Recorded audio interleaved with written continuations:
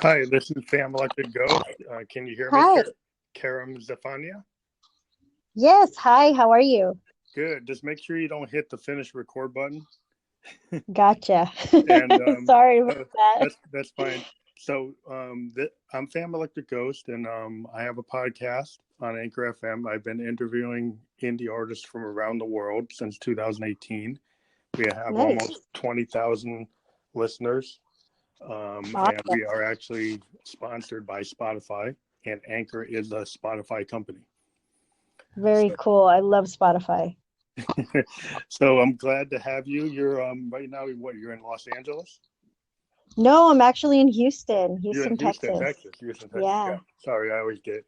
I talked to a couple of people in Los Angeles. I probably got you confused. Sorry. Yeah. No, Um. I get it. I Yeah. So it's great to have you on. We love to talk to indie artists, singer songwriters, and producers who thank you so are much for having me. Thank that you. don't get the attention I think they need to. I think a lot of work is being done in social media like Instagram and YouTube and on platforms like Spotify and SoundCloud. And that's where I look to find what's going on in the music world. I'm a producer, musician myself. And Love it. I decided to start interviewing people because, I like to learn about music. I have a big library of music I use as reference points, from jazz to hip hop to EDM to punk to rock, every type of genre I'm into. And so, Mm-hmm. talking to musicians as a musician, I felt like if a musician interviewed another musician, you could get things out of musicians that maybe somebody else that isn't a musician wouldn't ask. And so Right. Yeah, that's so true. that's why I Yeah, started because you doing understand a it. facet of it. Yeah. Yeah, yeah. So you've got like a brand new single out, A.H.S. It's I got do. Chino Red Yeah. and Ben Franklin and Yeah. some other folks on it. Jacob Dill, Jake, yeah. Alejandro. Jacob Um, Jones. Yeah. yeah, so I don't know if you wanted to talk about your latest track and then go back into your other history, or just talk. Usually, Sure. what we do is we'll talk about your music, but we probably usually step back a little bit and we talk about the questions I sent you, like, when did you first get into music, and what excited you about music, and what got you into it. So maybe we'll start Of there. course. So maybe you can Okay. talk about like how you got into music, and what's your like your driving passion in music, and why you're writing your own material. Of course. So a little bit about AHS. A lot of people, I guess it's a very controversial type of song right now for my fan base or my supporters. A Mm-hmm. lot of them are asking me, so Karam, what are you doing? What does AHS stand for? What's happening here? So I have a funny story behind that single. So if you've seen the artwork, you see that there obviously it's a illustration of myself, Jacob, Ben, and Chino, and we're all sitting around a campfire roasting marshmallows or making s'mores with the Baphomet. Yeah. So a lot of people are like, well, what is this image? So basically, the reason why I created the song is because I was getting a lot of accusations that maybe I was a satanic singer or, artist or something like that, because I have Mm-hmm. another song called Down with Zeus. Yeah. And on Down with Zeus, there's an artwork of myself, and it's supposed to be kind of like a Final Fantasy character. So if you know what Final Fantasy is, Yeah. Yeah. your characters are very, exaggerated and very, just mythical, I guess you could say. So we created something. Yeah. Fantasy characters. Yeah. Yeah, we created something kind of like that, but for the single Down with Zeus, and it's supposed to be me as a Native American. And if you know the headdresses that they used to wear, they sometimes, like the chief, would have horns on it. So because of Oh that, yeah. yeah. So because of that, Oh, they got it confused. yeah, They didn't know that it was indigenous. Yeah, they didn't know it was indigenous Native American culture, not right. satanic culture. Exactly. So then I started getting a lot of, like, hateful, messages in my DMs and inbox and stuff. And I was like, what's happening? So I decided to make this song just to kind of poke fun at those people that were making those accusations. Actually, Mm-hmm. not satanic. So if anybody Yeah. was wondering, no, I'm not. But I made the song just to Well, kind in of music, there are people that kind of goth, kind of dark goth, you know, dark wave music sometimes mixes those kind of images. Yeah, no, and I You know, love just it. like Don't get me wrong. like death metal. Yeah, no, I love it. And I think that everybody should, if that's your thing and that's what you like and that's who you are, I have no judgment against it at all. Like that's entirely up to them. It's none of my business, what somebody believes. Mhm. Um, and yeah, I guess because of the dark sound that we usually use in production, I think that people sometimes get a little confused and they don't know quite what's going on if it's, that type of thing. Yeah, it's all the part of being like an indie artist and a producer. Like you might not do what's typical. Right. Yes. So when you do something that's new or different, sometimes you'll get hate mail from people who want to hear what they think you should sound like, Right. And they're like, okay, you as an artist, you're going to sound like the way you're going to sound. Right. And you might have your own ideas of how you want to do things. Exactly. But yeah, I mean, yeah, fans can be like, you can get some fans like they like one of your songs and then they want you to repeat it 10,000 times. Yeah. And then they won't ever like anything else you do except that one song they like. Right. And they don't want you to do anything different because they want you to keep on doing the same one. Right. Yeah. So this one, And so sorry, you were saying? no, but I think that's like as an artist, you always got to run into that because like whatever your biggest success is, sometimes you never match your biggest success. Yeah. And then, producers and fans want you to continue to stay. Like, for example, for Prince, people wanted him to do Purple Rain like 10 million times. Right. Yeah. No. And he was way beyond it. He didn't want to do it anymore. And that happens to every big band. People want the Eagles want to hear Hotel California all the time. That's all they want to hear. And so, like as an artist, you have to kind of find a way to work around that. Mm-hmm. Yeah, I mean, I try to do a lot of different stuff with my music. I feel like I can't really categorize myself into just one genre. There's just so much stuff. Yeah. Music is genuinely so much fun for me. And I think that experimenting and kind of finding what you like and finding different sounds and seeing how your voice is, put against those sounds, how that comes out.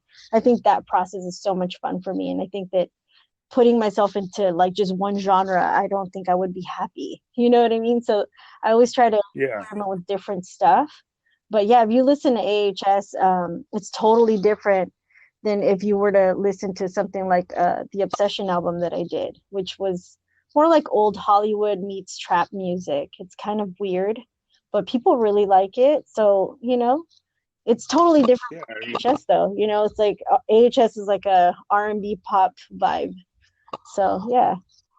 Your sounds like if you go to your Theorem record. Yeah, Theorem is very like it takes place in space. It's like a fantasy situation. Yeah, and then you have like Dark Passenger, and that's got a different feel.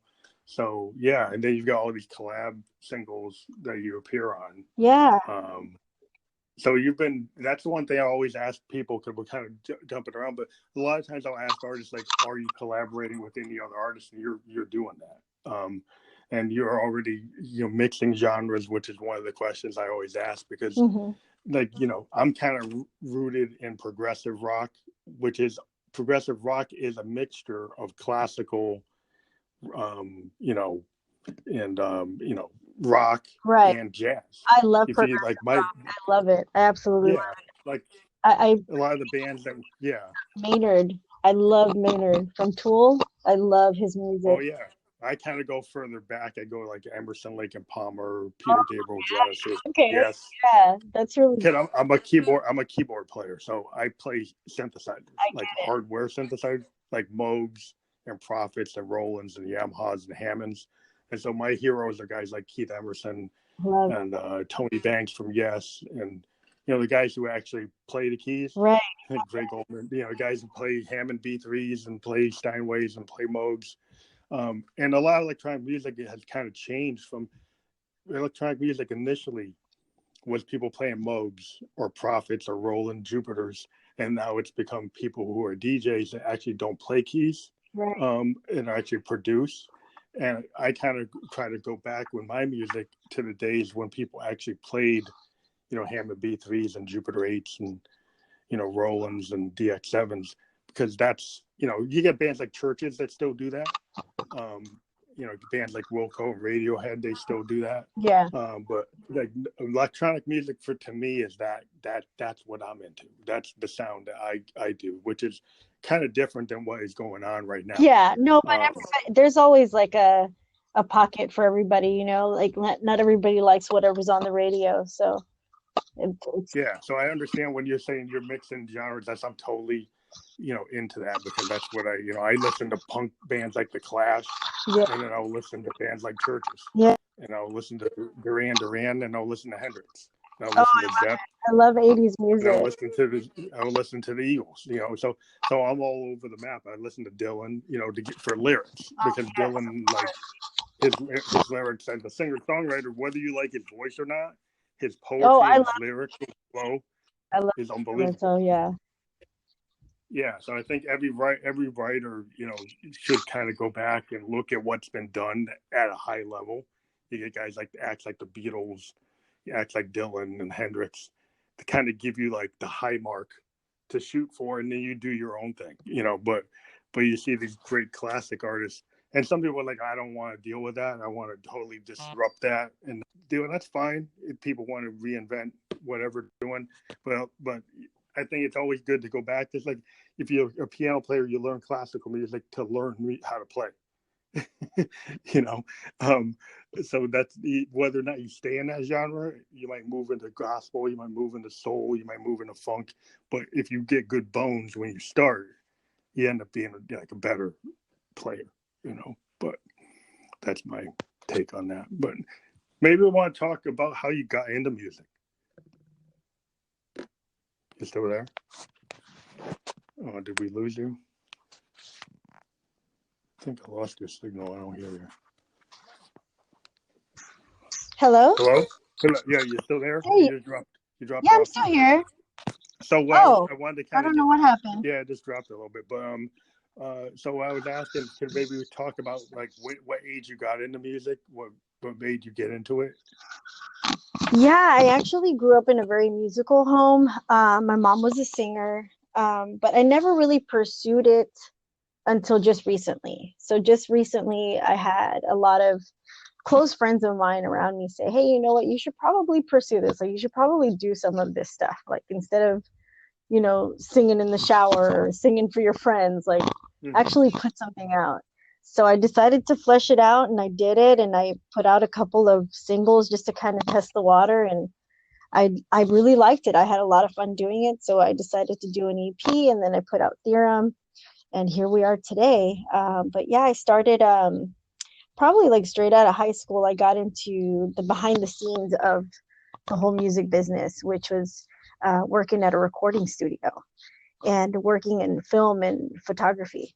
So that's one of the things that allowed me to learn a lot about the behind the scenes on, the music and everything like that.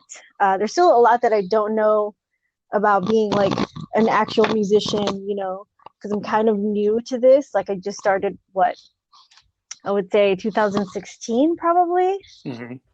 Yeah, so I haven't really like pursued it like that before. So yeah, that's how I really got into it. It's just kind of just for fun, just to see what happens. So do you play an instrument, or are you mostly a vocalist and you work with like other people to come up with the music? I'm a vocalist. I play a little bit of guitar. And I basically I co-produce everything that I work on. I work with A.H.S, which is a producer in Houston, and he owns Anarchy Studios. So I usually work out of there, and I work with him, writing songs and composing and arranging and all that. For the most part, that's like the two people that you'll know that's always working on my music. But I also I love working with other people, because I feel like when you work with different types of singers and different types of musicians, it's just different. Like, you learn a lot from their process. You learn a lot from what they do, and they see music a whole nother way. Like, they have a different perspective from you. So I think that's a lot of fun, and I think that's why I've been doing some more of that, like, features and stuff like that. So yeah. So I had a question. Like when you're coming up with your demos, so do you Mhm. put something down like on a guitar, or do you put something down like in a digital audio workstation, or you just like do a vocal tape? How do you actually come up with like a demo? Well, the first EP that I did was the Obsession one. And that one, I mean, there's a different process for every song for me. Sometimes it happens like if you hear a good instrumental and you just start writing, kind of like stream of consciousness. And next thing you know, 15 minutes later, you're like, I have a song, you know? Yeah. Sometimes it happens that way. But for Obsession, which was the first EP that I did, that one was a bunch of just like voice memos in my phone. It was just I grew up on watching like old Hollywood movies and Mhm. Marilyn Monroe and Audrey Hepburn and stuff like that. So I really loved that old film and the songs that they would do back in that era. It was just very fascinating to me. So I think it comes easily for me to do that kind of music and write that way. And I have a bunch of memos in my phone, and I showed that to Ace, which is my producer, and I told him, hey, I have like all these little voice memo songs in my phone. What do you think we should do? And he's like, you have a whole album in there, and it's just like me singing just random stuff. Yeah, And he actually, I've talked to other yeah, bands that they come up with that same technique. So yeah, that's a yeah. common technique actually nowadays. Yeah, isn't it? Yeah, I would assume. Well, it's just so easy to like just pull out your phone and record Especially for something if you like have an vocalists, idea. like singers and vocalists, who are primary, like that's their primary Yeah. instrument, tend to do that. People who are like guitar players or keyboard players or bass players, sometimes they'll put stuff down like on a like Right. like I have like Tascam and like Zoom recorders, and I just like because I'm a synthesizer player, I have like modular modes and stuff. So I'll let the stream of consciousness stuff you're talking about with like a keyboard Hmm. player or a synthesizer player, we'll let our analog equipment kind of create an atmospheric sound. And then I'll do Right. stream of consciousness. A lot of the ghost stuff is all stream of consciousness, kind of like Dylan-esque It kind of stuff. itself, right? That we kind of just let the machines kind of speak, like the ghost in the machines and these synths kind of create sounds, and then I just go with what that mood. A lot of like synth music is like mood music. The vibe. Yeah, the vibe, and you kind Yeah. of just. So I can totally get when you're saying like that you kind of stream of consciousness, because I think a lot of great artists, if you go back to the great musicians, if you go back to Hmm. the big sessions back in the 70s, bands would just go Yeah. in the studio and they just kind of go. They just put the Yeah. tape on and then play and then see what they got. And like Hmm. Neil Young and Zeppelin and Allman Brothers, they used to just, Grateful Dead, they would just run the tape and then they go back through Yeah. the tape and pull out the songs. The best stuff. Yeah, Yeah. I think a lot of Yeah. times if you try, you get the great guys like Springsteen, like took Born to Run, he took like 6 months to write that, and he's kept on going over and over.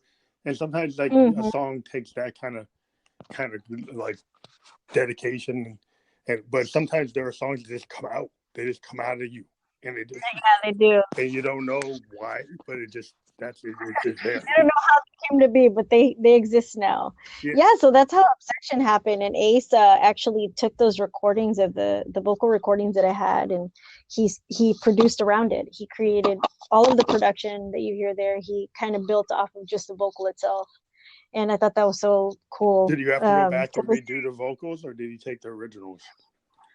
No, I redid the vocals. We just like put down like Mm-hmm. a dummy track, So just to kind build of it. to have a stencil. Yeah, to have a stencil. And then after that, once he created the production, then I went back and I recorded the vocals and everything, professionally and not in the phone. So yeah. Yeah. Well, sometimes they're like, but punk bands are kind of famous for taking like lo-fi recordings and kind of building off of them just to get the kind Yeah, of, no, the, I love lo-fi. yeah, it's because of the honesty of it, because sometimes like Exactly. if you get a band like go back in the day, a band like Who's to Do or the Replacements and, a lot of the old Black Flags, like hardcore kind of punk bands would go and just do Yeah. like first, second take. the Ramones. They would go first, second take, first, third take, and because it kind of like in that genre, it works. And if you're trying to do Mhm. like more modern music, people tend to have it more perfect mixes. But I have kind of been a person that likes the old kind of live feel of like studio recording with a band, and maybe only on the second or third take getting it, which is a different way of doing things than, because like then once you have a DAW, one of the dangers of the DAW is that you can try to make everything sound so perfect that you lose the ambiance Yeah, of something that's more raw. Like if you do the it like an sentiment. unplugged performance might capture some honesty that if you go in the studio and you make it perfect, that you lose that. Like Right. what was in Yeah. your demo, then what's in your final. Sometimes there are elements in that demo that would be good to actually have in the final.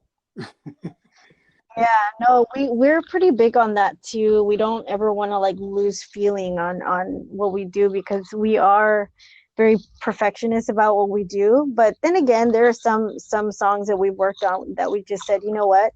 We like how this sounds. It's just very honest and very raw, and let's Yeah. just leave it that way. Yeah, So I'm kind of a big I totally, purveyor of the honesty and the rawness of like the first or second take rather than the ninth or 10th. And I think sometimes as you get further away from the original take, then the honesty of the original recording starts to fade. And then yeah, the that's true. rawness or the emotion that drove the song. Like there's a big story where Tangled Up in Blue from Bob Dylan. There's a raw tape of him doing it, but you kind Hmm. of hear like some buttons on his jacket hitting the microphone, and so they didn't use Hmm. it. But in a bootleg, well, in an archive collection, the original demo of Tangled Up in Blue that has his buttons hitting the mic actually has different lyrics, and it has like an honesty and delivery that makes it probably the best version of the song. Yeah, And I sometimes have. Yeah, so that's one of the examples of sometimes if you EQ or take out what you think is a bad thing, it actually might be more it might be a better recording than what you thought it was. yeah, for sure. We have a song that we worked on for the Obsession EP, and it's just exactly what you're talking about. And like I said, that one was kind of more like a old Hollywood feel. So back then they didn't really do, you remember the recordings back then weren't like super high quality or anything Yeah, like that. So we on purpose decided to kind of do a jam session, just like a jam session for a record that we did called Underneath These Diamonds. It's the fifth song on that EP. And we decided to just kind of have a piano in there and a guitarist and just singing like it was a one take type of thing, it like was like a live recorded with the band and not overdubbed, just like at the moment. right. It was in the moment, and Yeah, that's how we did that one. And a lot of people like it because of that feeling that you get. It's yeah. just very Well, the honesty kind of comes through. When you go back and you listen to these bands like Fleetwood Mac, on Rumors, and you hear some of those performances, you're like, people get into Rumors because there's this like honesty of the right. band, like telling their story, which is very kind of personally damaging to them. Right. Hmm. But that's always the rub. Like an artist, like if you reveal too much, then everybody kind of sees your open wound, and it's Right. like, do you really want to do that? It's hard to live like that, and you do want to do the best for the art, but you got to kind of think it's a balance between kind of protecting your personal life and then being an artist that kind of like shows the All world the your art. way. Yeah, and I think it's always been a rub. Like you get a Jazz Joplin that kind of bare her soul to the point where maybe it was too much. Um, Right. it's always, I think. So, what do you think about that as a writer? Like when you write songs, do you think about like, am I telling too much of my personal life, or do you not care about that? You like if it serves the song, you're going to do it. I think that there's a little bit of both of those in the thought process of that whole thing. Because yes, it is very vulnerable to write something and then it's like so close to you, you know. So there's definitely a vulnerability there that you're exposing, and you're afraid sometimes that, you know, how are people going to react to this? Is this too personal? Is it too much? But I do feel like a lot of musicians, a lot of singers that I've come across, they feel the same way. And one of the things that they always say to me is, well, you know, part of it, why we're doing this, is because it's a sort of therapy. You know, if Yeah, you don't do that, then it's almost like you can't move on from that, you know? So at yeah, the same time, like, I kind of make my peace with it, and I say, you know what? It's a good thing to let it out and to kind of immortalize it in a place and leave it there and move yeah. And on. sometimes people don't, you might think that everybody knows what you're saying because it's so close to you, but Right, a lot of times the feelings you have, even though it might be close to you, is like universal. Everybody feels like loss and pain and remorse and like longing, and the things that happen to people in relationships or things that happen in your life. They can be like, a lot of reasons why people love musicians is they're actually, hearing something that's a mirror of their life, and right. they understand it because a songwriter is saying something that triggers a memory that is kind of like it's their version of it, but the songwriter had their version, and everybody reads your song a different way. But if you're honest and you can trigger those feelings, then that's what happens. And it's like it's cathartic. Like I think like I use my I think music is like therapy for the artist. A lot of artists like I have to For do it sure. whether I make money or not. I just have to put these songs out and I just do it. Yeah. you know Well, yeah, I put it this way. It's like one day I'm going to be 80 years old and I'm going to regret that I didn't do that. You know what I mean? I'm going to say, what was I thinking? I should have just done it. So yeah. I'm glad I'm just kind of doing it, not thinking too much about it, because then I tend to overthink it, you know, and then I might not do it. So it's better to just say, hey, you know what? Let me just put this out there and move on to the next chapter and just So have you keep it ever like moving. got into a song where like you started to like maybe overthink it and then maybe overcompose it, and then you end up like dropping it because it ends up becoming like not what you originally wanted, and you're like, oh, I have to maybe I just I'll drop this one because it's not working. Yeah, for sure. Absolutely. That kind of thing happens all the time. And that's why I feel like it's so important to have a good team, Mm-hmm. because then they can kind of talk you off the ledge and say, okay, look, we're doing too much here. Let's not overthink that. Let's do this, or let's simplify the process. So I I try not to do that too much, because then, like I said, you know, I feel like it starts to um kind of break down the song. You know what I mean? And you start Yeah, to kind of part. yeah. And I think it's sometimes, like a lot of stories of like famous musicians like Hendrix. There's a lot of stories of Hendrix doing like 20, 30 different guitar solos, and then right, and then yeah, the engineer saying, well, they're all good. And right. then you're No, kind of like, well, which one do you use? Because if you start going too far, then you kind of wonder like which one should I use? And so like yeah, so it's kind of like the same thing with like how many different versions of your lyrics or vocals can you do on a song till you're like you're overdoing it, and then you gotta like start splicing from version 5 to version 2 to version 10. no, no. See, and you know how earlier you were talking about, well, there's a certain beauty in some of those flaws, you Yeah. know, some of that rawness. So sometimes you got to kind of know when to stop, you know, Yeah, and just yeah, keep because those like, yeah, nuances. because there's a tendency today in today's world. You could have somebody in Berlin recording something, and then somebody in LA taking it and then splicing it all over the place, and then you're like, that song is like not. It's so produced. It's like not. Yeah, It, overproduced. Yeah, yeah, it's like you hear it sometimes where you say, well, that's a cool song and it's pitch perfect and the beat's perfect, but does it really have any life? Does it sounds right. great, but if I compared it to like Rumors, or I compared it to Tangled Up in Blue, or I compared it to something from like Bruce Springsteen or even Prince, does it really make you want to go back? And Right. I Yeah. think that's one of the things going on today is you can make perfectly produced songs, but they don't have the impact. Hmm. And That's so true. I think that's where they're missing that one thing that's the critical thing. Right. It's You know? the critical thing, that's for sure.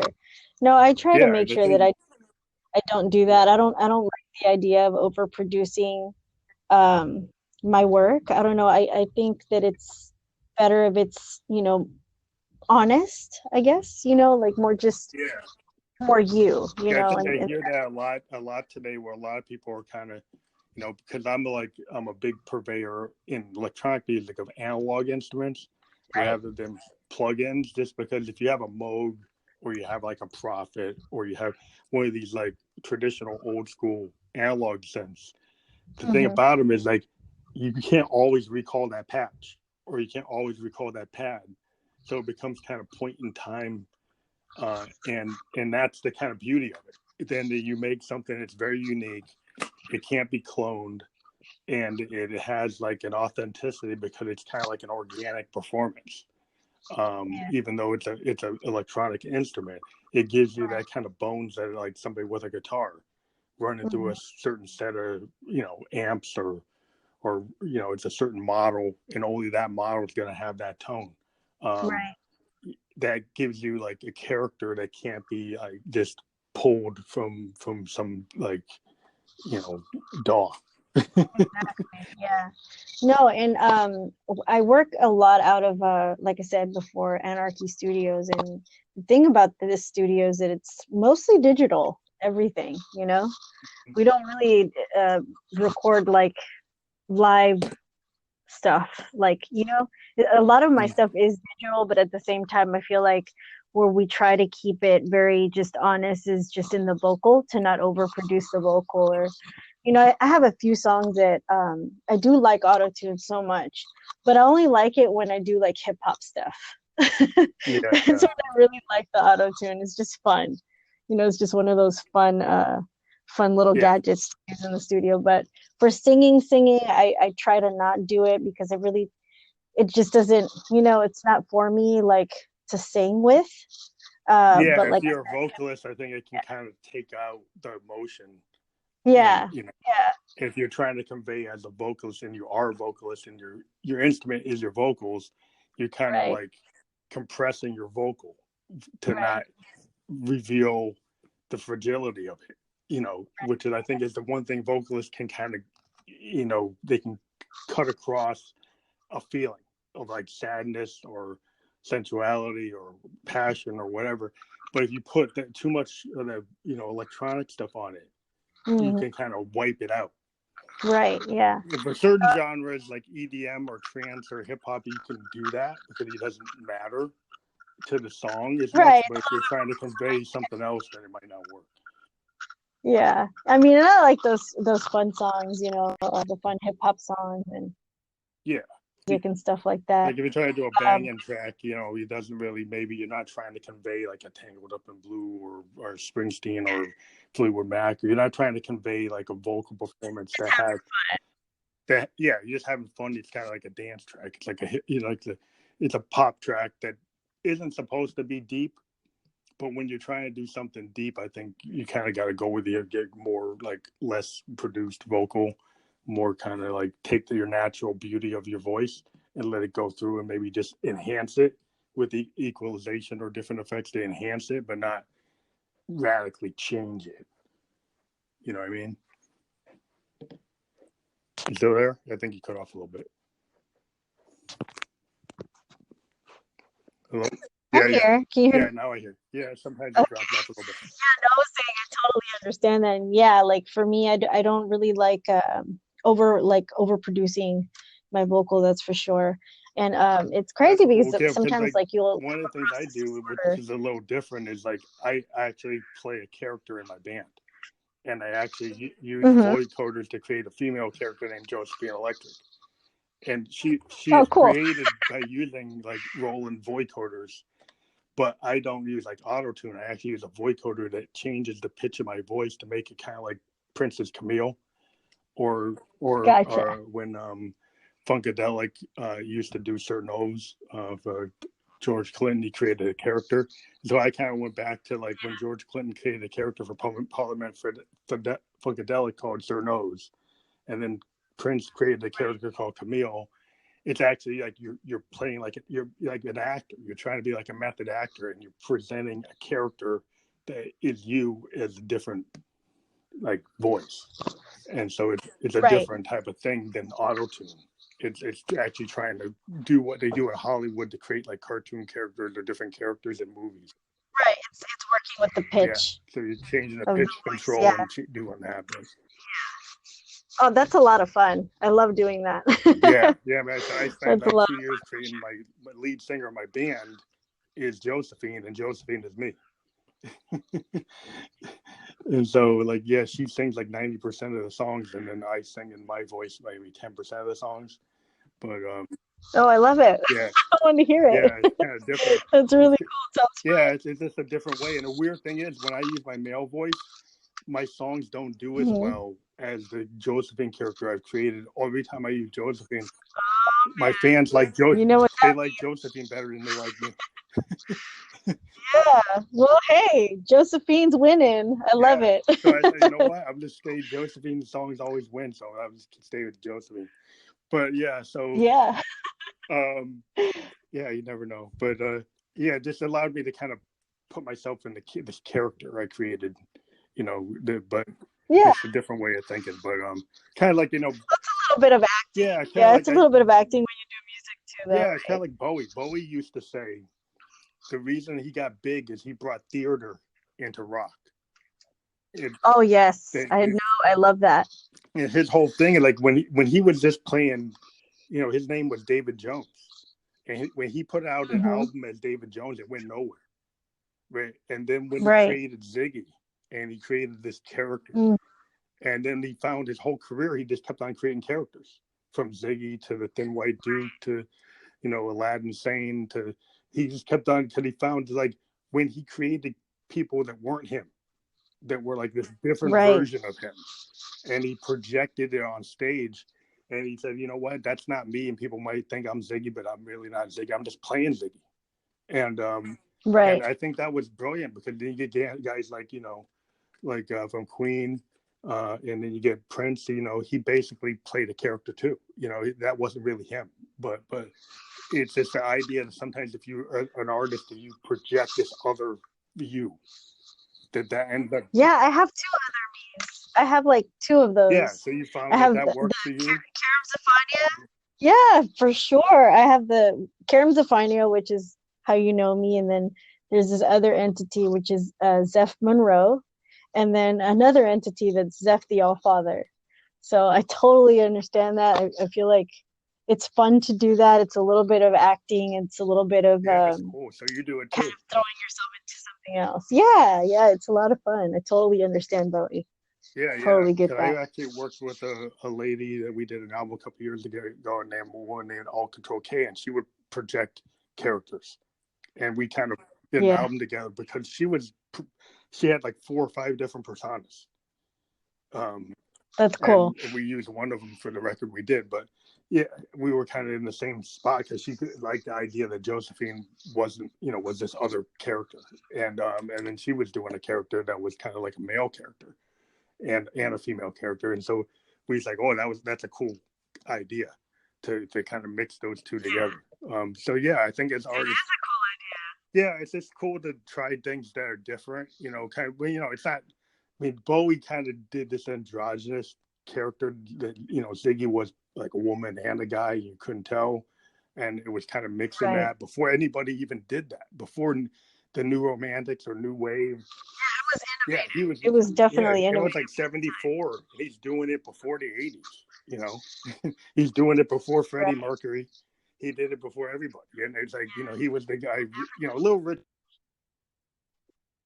You can look at who was doing it. Yeah, Little Richard might have done it before he did, but the way he did it was different than what Little Richard did. So it's always interesting. It was more theatrical. Yeah. It was exaggerated. Yeah, it was like so exaggerated. Yeah. This whole cosmic space thing going on with it too, which, you know, the sci-fi part of it. Yeah, but that's interesting. So maybe talk about your characters. Maybe tell me more about your characters, how you use them in your music, and how they're different. Well, the first one that kind of happened was on Dawn with Zeus when we did that single. And that one was before we put out Obsession. And it was called Down with Zeus. And in there, basically, I play a character, which is that Final Fantasy character that I was telling you about.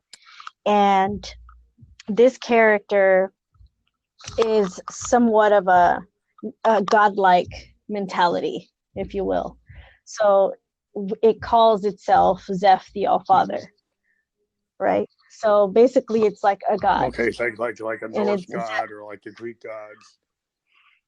Yeah, like something like that. Yeah, like a mythical situation, you know, like or like even Greek mythology, mythology is that always kind cool. of thing. Like the Iliad, using ideas from that are always good. Yeah, so it's just Zeph, like instead of it being Zephaniah, it's Zeph, the All-Father. And that one is basically the god. And then the other character was born during Obsession, and that's like the more old Hollywood Marilyn Monroe type of vibe. Like a Hollywood vamp, like a total like Marilyn Monroe. Yeah. So that one's Zeph Monroe. And that's who you're hearing on Obsession. That's Zeph Monroe all the way, like 100%. That's cool. So you change your vocals a little bit for each character, the kind of tone, or you through your.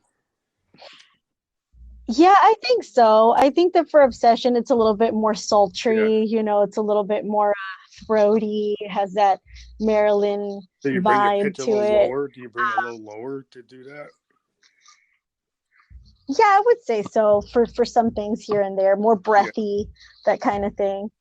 But for Zeph the All-Father, it's more like, you know, Thor's hammer. Yeah, like Odin. Something Odin's like son. that. Yeah, or Odin, exactly. Odin's son there, exactly. Kind of power. Yes, exactly. Yeah. So it's a little bit more threatening with Zeph the All-Father. But Zeph Monroe is a lot more fun, I think. Yeah, well, that's a cool idea to kind of bring that, you know, those ideas out, you know, that's the whole thing I loved about progressive music is you could kind of play these like rock opera, like the whole idea back in the 70s, you'd have, you know, Styx doing these big rock operas, Kansas doing rock operas, you know, The Lamb Lies Down on Broadway's Genesis rock opera. You got the Who with Tommy and Quadrophenia. Yes, with like Fragile. You got Pink Floyd doing The Wall and Wish You Were Here. The idea of albums. I was waiting for you to mention Pink Floyd. I love because you do albums so and EPs. Like albums in the 70s, people used to like to have themes to the point where they actually might be a full concept album. Where today is kind of a single oriented world, but in hip hop, concept albums are still big. You got like Butterfly, you got Tyler the Creator with Igor, you got, you know, a lot of albums, even like Channel Orange from Frank Ocean, they've got themes. They're theme based albums. And so it seems like within hip hop and some R&B, there are still these theme based albums, but rock seems to have kind of dropped out of that. There are not as many of those. I mean, Radiohead does it, and Wilco do it. Radiohead. Yeah, they'll still do like theme-based albums, but a lot of bands are just like single-oriented. So, what are your thoughts? I know you do a lot of singles, but you do EPs and albums too. So, yeah, I think that for the albums, I really do like to kind of follow that whole theme. That's just, I don't know. It's just for Theorem, for example, we revisited that project so many times, and we took songs out, put songs in, and you know, we decided on the final track list because of the theme of the whole album. And that's really important to me, because I feel like if you throw in a bunch of different stuff, it just feels kind of disconnected to me. Yeah, so like I don't know. That's style. Yeah, I mean, the 50s, like the Beatles are the one that kind of forced the idea of an album being thought of as a concept. You know, when Sgt. Pepper's kind of started it. You know, there were albums before that, but the Beatles kind of cemented it. And then from that point onward, you had like Pet Sounds, and you have all these other bands trying to be like the Beatles, or trying to, you know, channel the Beatles. You got Hendrix, like Electric Ladyland, trying to channel the idea of the Beatles. And so you got all these bands that were inspired by what the Beatles did, trying to either tighten the concepts up and make it, like Tommy, like Pete Townsend went and took that and said, Sgt. Pepper is a concept, but it's not really clear what it is. Right. It's got a feeling. Tommy, it's very clear. It's a story, and Right. Quadrophenia is a story. Pink Floyd albums, they're stories.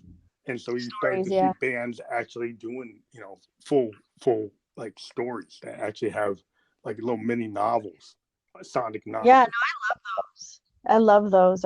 I think those are so creative, and they're a lot of hard work goes into putting those together, but like the end result is so beautiful. So I really appreciate those story albums for sure. But I think, I don't know, I think everybody has their own perspective and how they kind of put together their art. But for me, I think I like the concept album a lot. So that's just a personal preference, So I are guess. you thinking of doing any further new albums in 2019 or 2020 that would go that way? Like a concept, you mean? Like a concept album or story? Yeah. I think so. I think that I think so. I think that Obsession is probably one of those closer to a story type of album. And that whole concept wasn't even my story, really. It was a borrowed concept, if you will. That was A.H.S. Divine. He came up with that concept. A little bit. Try it again. Yeah. Hello? Yeah. That was A.H.S. Divine's concept, which is my producer. He created Dark Passenger Origins. Yeah. And then he decided, like the second year, he was like, why don't you take over the project and you kind of tell the story through that? So the story of that, if you look at the album cover, it's me wearing like a Hannibal mask and in a street jacket. So that's kind of like, it's called Obsession because it's an album or a story about excess, it looked kind of like Matrix, like sadomasochist kind of fetish stuff, but I wasn't sure which direction it was going. It wasn't supposed to come off that way. Well, I didn't think of it when I styled it. Well, it might be how I perceive it because Josephine's character is kind of projecting this phantom dominatrix is what she is, but it's supposed to be like Hannibal and Marilyn Monroe, sort of. Yeah, it's horror-esque. But it came out like totally different. Well, not different, but it has an unexpected element. Yeah, for sure. That was like a damo. Yeah, for sure. Well, and once you create an image, people perceive it the way they see it. Right, exactly, and they as they rightfully should. Everybody has their own perspective. I kind of put my perspective out there, and the way that they kind of translate that or they perceive it is different. But that was, it was basically a story. Like, think of it like Marilyn Monroe meets Hannibal. Yeah, and that's the cover. Well, I guess so. Yeah, that's see that it kind of can come off as a damo a little bit. Yeah, for sure. But, I totally get it. But I can understand the horror aspects of it. More like Japanese horror. Right. Come off that way too. Yeah, that too. Yeah, no, and I like that. I mean, both of those things are pretty cool, so why not? Yeah, well, there's so many things that can cross over. You can get a Japanese horror, and people get into like anime-based horror or video game-based like concepts, and so anime and manga have all these kind of things that you can bring in to music, and there's some modern music that brings those elements, and then like you're bringing in the Marilyn Monroe, and people can bring in, flapper stuff in the 20s. I've seen people bring that kind of thing in and kind of try to bring that back because you haven't seen that in a while. Exactly. Yeah, it's everything. I think like maybe the Go-Go Girls, the 60s, like the 1960s mod look. Yeah. Yeah, that kind of thing too. Yeah, that would be cool. Yeah, well, everything's kind of open.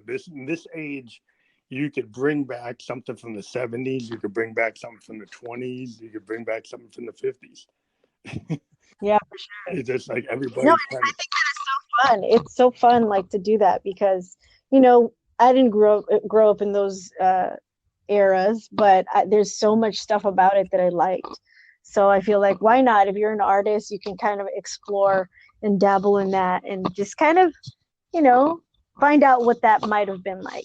Yeah, Kind of a well, it's little cool because like if you like to kind of put yourself into like kind of method musicianship, can people talk about method actors? Like when you start to put yourself into a character, I call it like method musicianship. It's like you put yourself into the character for that moment. Kind of I like the love way that. Bowie put himself in the Ziggy or Thin White Duke or Aladdin Sane, and he was Aladdin Sane for the whole record, or he's Ziggy for the whole record, and Yeah, that kind of, Freddie Mercury used to do it too. I mean, he had that character he would put into those songs, and he would project that kind of, like he's like an actor, and did you he ever wasn't. watch that one movie that Eddie did where he has glasses and braces? What was that called? Was it Bowfinger or something like that? Oh yeah, Bowfinger, yeah. Yeah, he totally threw himself into that. Well, So Eddie is really good at kind of projecting, like becoming characters. He does it in a humorous way, but it's the same as like Pacino or De Niro when they put themselves into like a Raging Bull or a Dog Day Afternoon. right. And sometimes comedy is even harder. Um, but a lot of people give credit to all the dramatic actors, but comedy, when you project yourself into a character, that can be very difficult as well. Oh yeah, I imagine so. A lot of comedians are able to do dramatic roles that you wouldn't thought they could do. They find the comedians can kick off characters. Did you ever watch Third Rock from the Sun? Oh yeah. Do you remember the character Jake Solomon? Yeah. He is actually in a show called Dexter, which is about